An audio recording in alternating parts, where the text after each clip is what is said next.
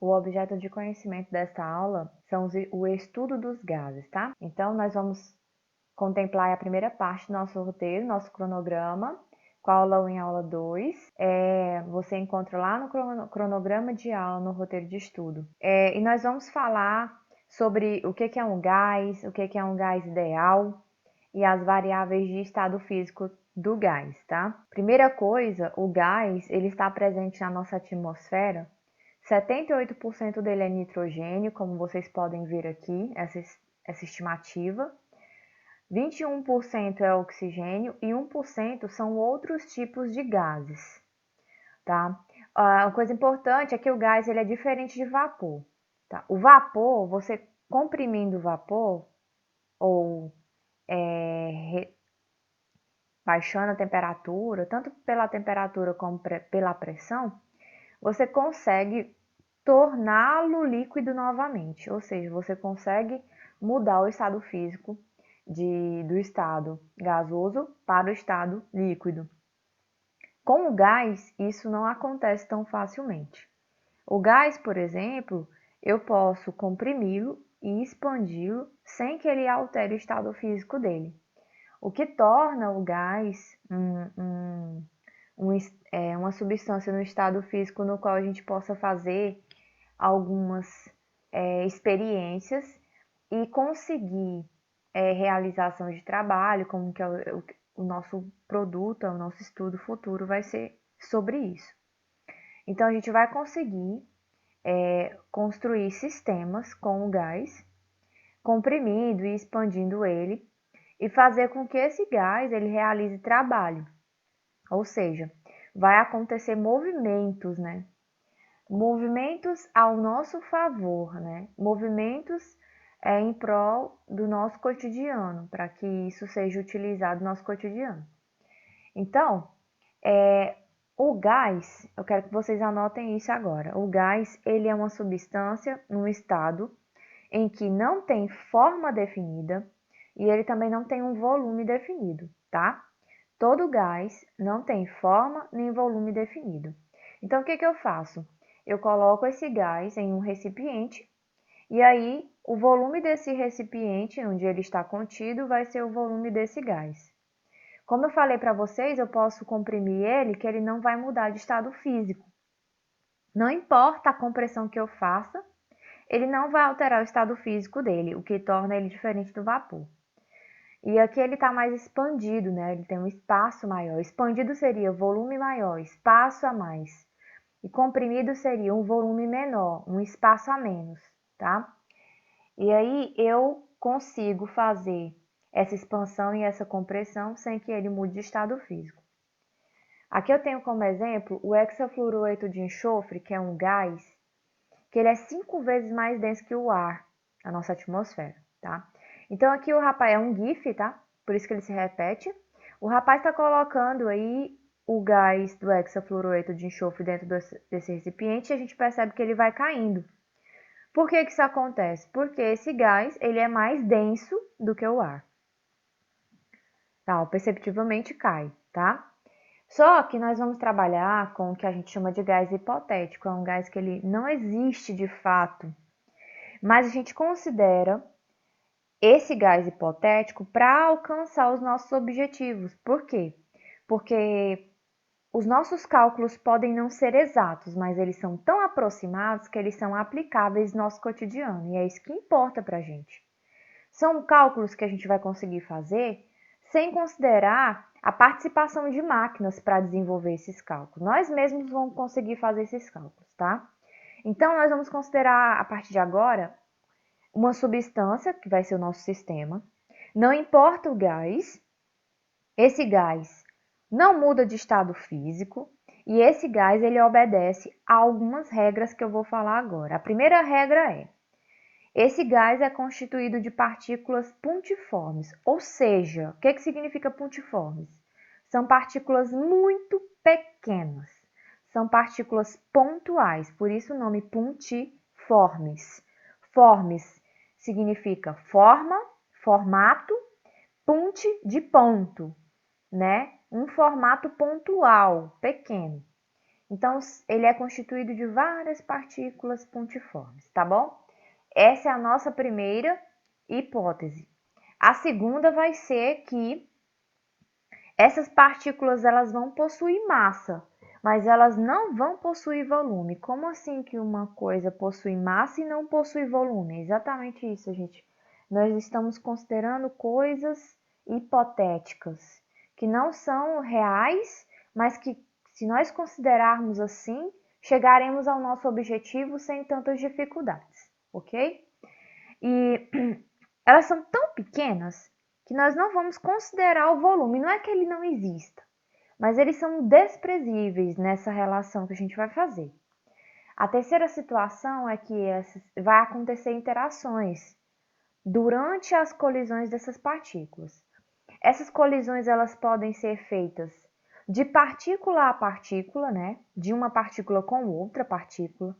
Pode ser feita de uma partícula com a outra e o recipiente, ou apenas de uma partícula colidindo com as paredes do recipiente ou com a tampinha aqui, que a gente vai chamar de êmbolo ou pistão, ou com o fundo do recipiente, tá?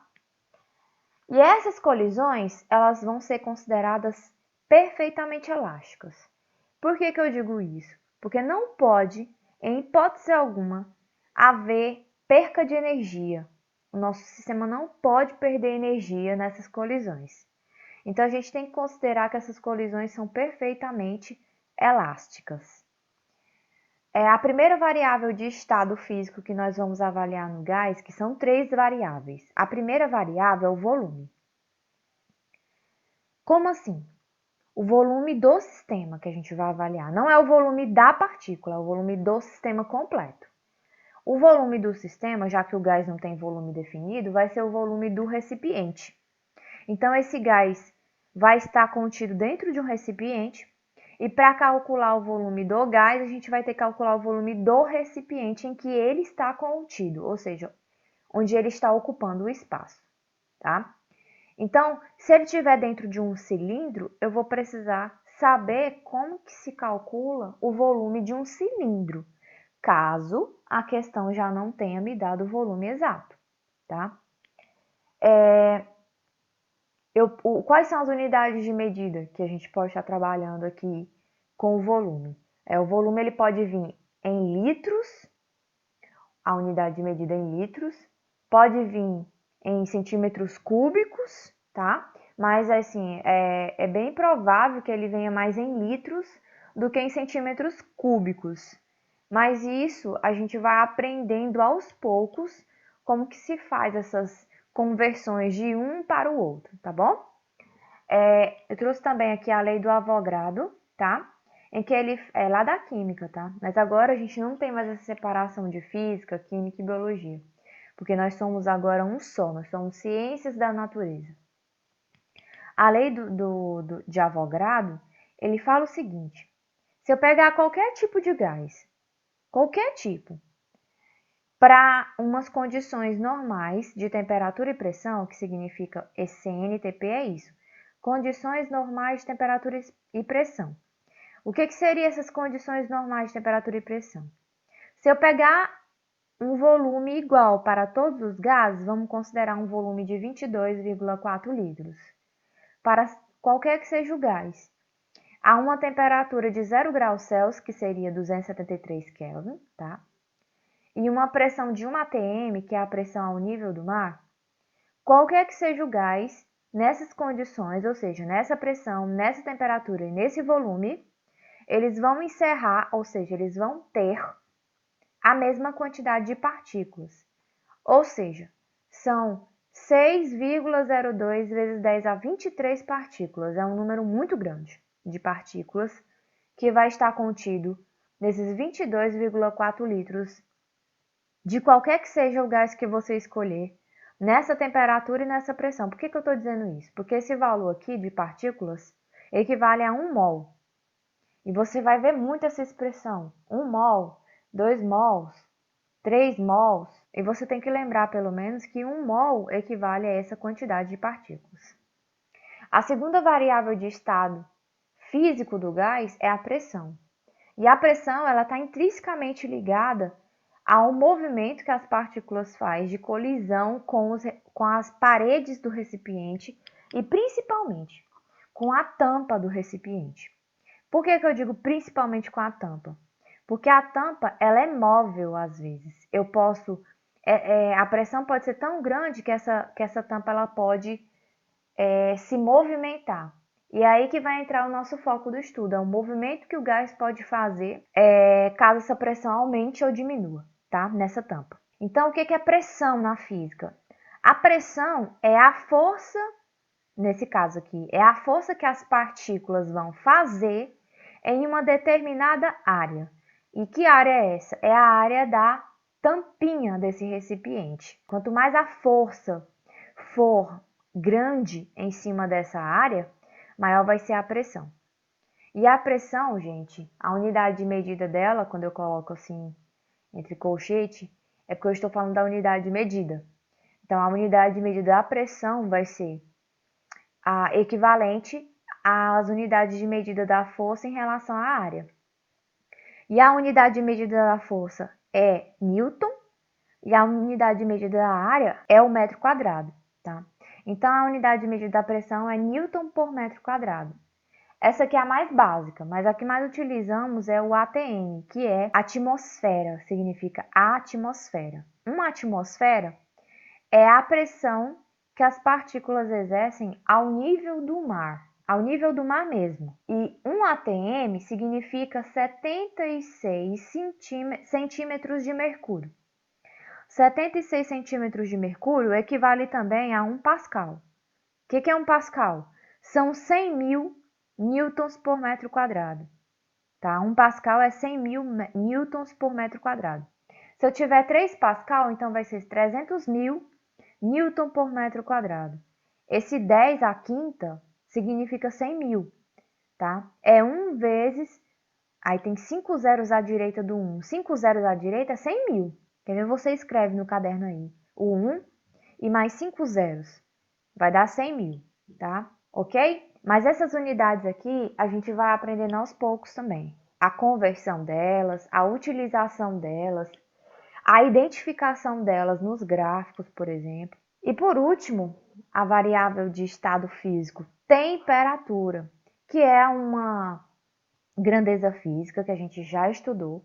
Nós sabemos que a temperatura ela é a medida do grau de agitação médio das partículas de um corpo, mas como a gente está falando aqui do gás, ela vai ser o grau de agitação médio das partículas desse gás.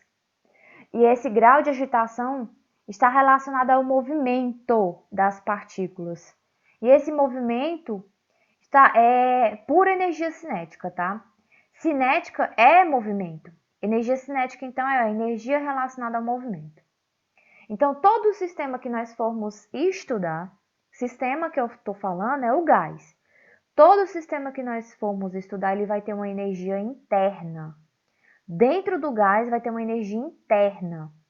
Essa energia interna é a soma da energia cinética das partículas mais a energia potencial das partículas. Só que a energia cinética das partículas, a gente já sabe que está relacionada ao movimento, e a energia potencial, pessoal, está relacionado a afastamento das partículas ou aproximação das partículas, ou seja, mudança de estado físico. E eu já não falei para vocês que o gás não vai mudar de estado físico? Nós vamos considerar que ele não vai mudar de estado físico? Se ele não vai mudar de estado físico, essa energia potencial aqui ela é zero para a gente, ela não vai existir.